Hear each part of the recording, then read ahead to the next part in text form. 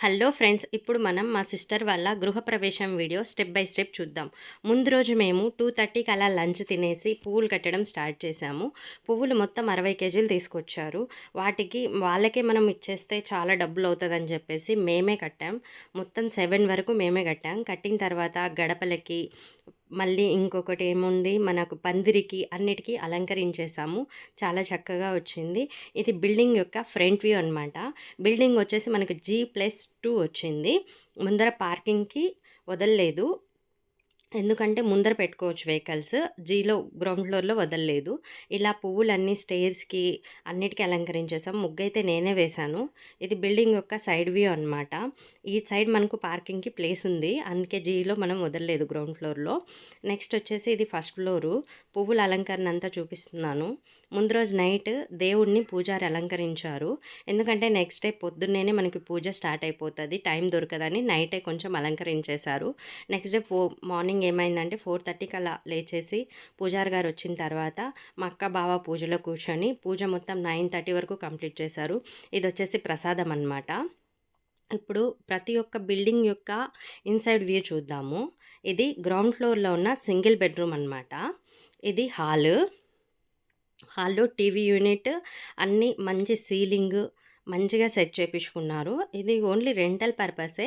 అయినా గూడా మంచి టైల్స్ వేసి మంచిగా చేపించుకున్నారు. ఇదొచ్చేసి కిచెన్ అనమాట. ఒక సింగిల్ ఫ్యామిలీకి సరిపోయేటట్టు మంచిగా ఉంది. ఇంకొకటేంటంటే వుడెన్‌తోని మనం ఏం చేపించుకోలేదు. ఇంకొంచెం టైం పడతది. ఇదొచ్చేసి టాయిలెట్.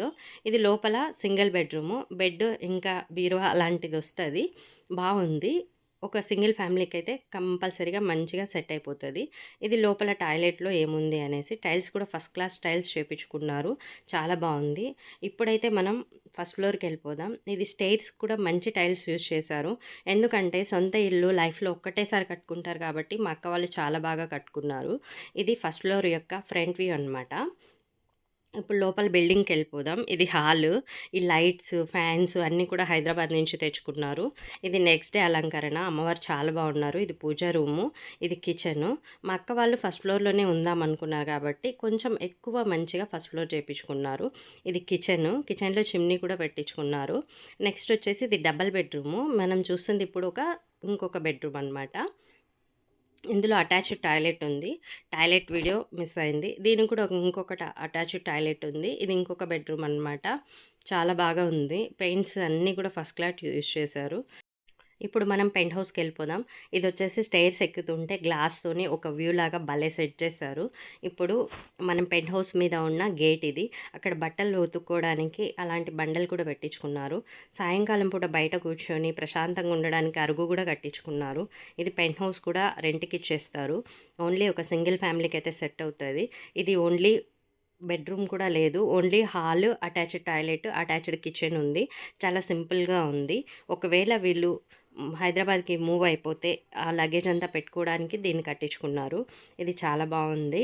ఒక సింగిల్ ఫ్యామిలీకైతే సెట్ అవుతది. ఇది అండి మా అక్క వాళ్ళ గృహప్రవేశం వీడియో. మీకు నచ్చినట్టయితే ప్లీజ్ కామెంట్ చేయండి. థాంక్